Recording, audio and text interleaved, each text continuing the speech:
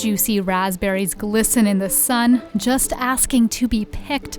Fresh peas have overtaken the vine, and Swiss chard is already being harvested. The summer's crop is in full swing, but many of the fruits and vegetables in this Sooke community garden won't be going to the growers. I'm just picking potatoes. We have an early harvest happening.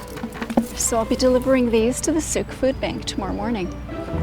Rows and rows of food from this 2.5-acre plot are donated to local agencies with meal programs. So even in this heat, it's easy for Paula McCormick to dig up potatoes when she knows they're helping feed her community. In the simple beginnings, we had about 500 pounds of food, and I felt really good about those contributions. But last year in 2012, we ended up with about 2,000 pounds of food. That 2,000 pounds of donated food sounds even greater when you learn Sunriver Community Gardens is only 3 years old. The land was donated by Sooke Regional District, but the garden is Sooke Food Cheese vision. It's a non-profit registered society whose main purpose is to sustain food systems. Some people call it food security, but for us in Sooke, it is to support access to locally grown food.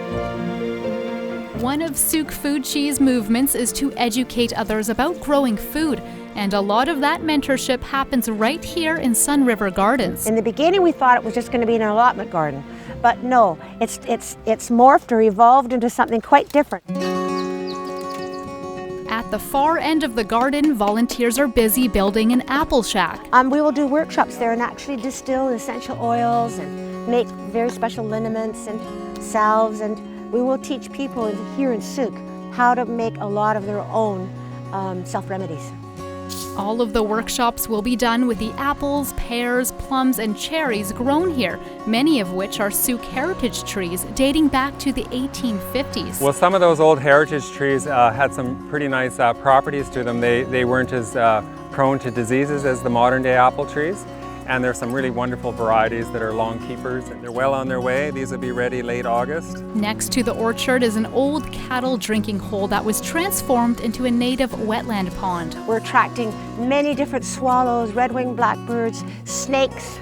We're very proud of the snakes because they're eating all the mosquito larvae, and they actually can swim here. There's a 12-foot swimming hole. It also serves as a good watering source on those hot summer days. As for the rainy ones, well, you'll probably catch these local gardeners socializing under the gazebo. And if it's really bad, we just sit here and have tea, right? Oh, yeah. From hot tea to bread and pizza cooked in their cob oven, each and every one of these elements sets Sunriver Gardens above and beyond a conventional community garden. It's just lovely because I get to hide out in my herbs and get aromatherapy, and they look pretty. I guess we think it's special because there's so much community pride. Sooke Food Cheese next projects include building a healing garden, a root cellar for the apples, and planting more fruits and vegetables to encourage food security. In Sooke, I'm Jen Muranetz.